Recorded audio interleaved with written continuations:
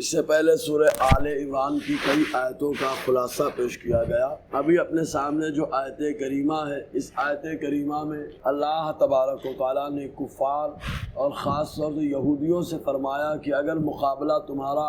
ایمان والوں سے ہوگا تو تم مغلوب ہو جاؤ گے اور ایمان والے غالب آئیں گے۔ یہ کب اللہ تعالیٰ نے ارشاد فرمایا؟ جب بدر کے میدان سے حضور صلی اللہ علیہ وسلم کو اللہ تبارک و تعالیٰ نے فتح عطا فرمائی اور صحابہ کرام کو خوب مال غنیمت ملا اور اللہ تعالیٰ نے فرشتوں کی جماعت کو اتارا۔ حضور صلی اللہ علیہ وسلم بدر سے واپس آئے تو یہودیوں سے ملاقات ہوئی۔ حضور صلی اللہ علیہ وسلم نے ارشاد فرمایا، اے اہل کتاب، اے یہود، تم لوگ جانتے ہو کہ اللہ تبارک و تعالیٰ نے مجھے اپنا نبی بنایا ہے۔ تم لوگ اپنے کتابوں کے اندر میرے بارے میں پڑھتے رہتے ہو اور تم لوگ سب جانتے ہو، اور لہٰذا ایمان لے آؤ ورنہ تمہارا حال ان لوگوں سے بھی بدتر ہونے والا ہے۔ اگر ایمان لاؤ گے تو فبہا، اگر ایمان نہیں لائے تو تم لوگوں کا حال بہت برا ہو جائے گا۔ چنانچہ آقا علیہ السلام نے اتنا کہا اور صحابہ کرام کے ساتھ مدینے کی طرف روانہ دوا ہو گئے، اور مدینے کا یہ حصہ ہی تھا جہاں پر یہودیوں سے آقا علیہ السلام نے یہ ارشاد فرمایا۔ تو وہ لوگ آپس سے بات کرنے لگے، ارے ان مکہ کے باشندوں سے مقابلہ ہوا ہے، یہ لوگ اناڑی لوگ ہیں، ان لوگ کیا جانے لڑنا کسے کہا جاتا ہے، مقابلے میں کس انداز میں فتح حاصل کی جاتی ہے۔ ارے ہم لوگ تو ایک زمانے سے ہمارے آبا و اجداد مقابلہ کرتے رہے، لہٰذا جب ہم سے مقابلہ ہوگا تو ان کو معلوم پڑ جائے گا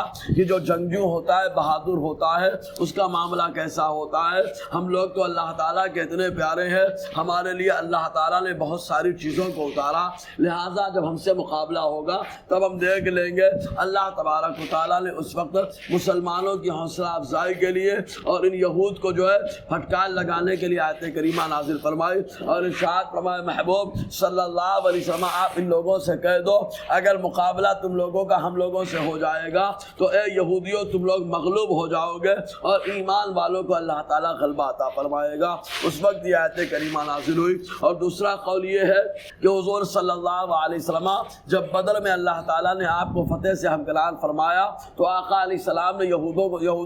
یہودیوں کو سمجھایا، اور سمجھانے کے بعد حضور صلی اللہ علیہ وسلم تشریف لائے تو یہود دو گروہ میں بٹ گئے۔ کچھ لوگوں نے کہا کہ ہم لوگ جانتے ہیں کہ اللہ کے نبی ہے، آخری نبی ہیں، ہم ان کے اوصاف بھی پڑھتے رہے، ان کے وسیلے سے ہمارے آبا و اجداد دعا بھی کرتے رہے، اب ہم لوگوں کو ان پر ایمان لے آنا چاہیے۔ دوسرے گروہ نے کہا نہیں، ابھی ٹھہرو، ابھی معاملات کی اور تحقیق کی جائے، اس کے بعد معاملہ کلیئر کیا جائے گا۔ چنانچہ ان میں سے کچھ افراد مکہ والوں کے پاس پہنچ گئے اور جا کر کے ان لوگوں نے کہا، یہودیوں نے کہ مکے والوں سے کہ تم لوگ جو ہے باہر سے مدینے پہ حملہ کر دو، ہم لوگ اندر سے حملہ کر دیں گے، اس طریقے سے ان لوگوں کو پیس کر کے رکھ دیں گے۔ یہ بہت ساری باتیں ان لوگوں نے کی، اور پھر مزید اللہ تبارک و تعالیٰ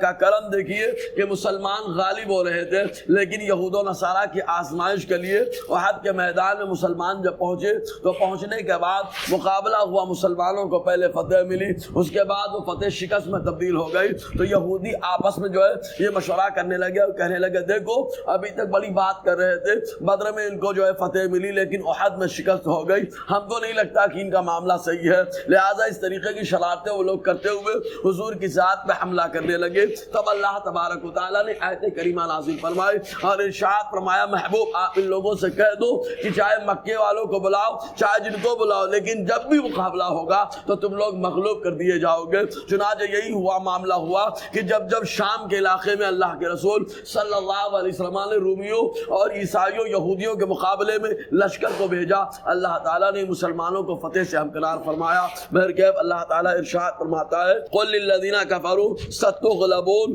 اے محبوب آپ ان لوگوں سے کہہ دو جنہوں نے کفر کر دیا، یعنی پہلے تو اہل کتاب تھے، آسمانی دین رکھتے تھے، لیکن اس کے بعد منمانی کرنا شروع کر دی، ستغلبون ان قریب تم لوگ مغلوب ہو جاؤ گے، وتحشرون الی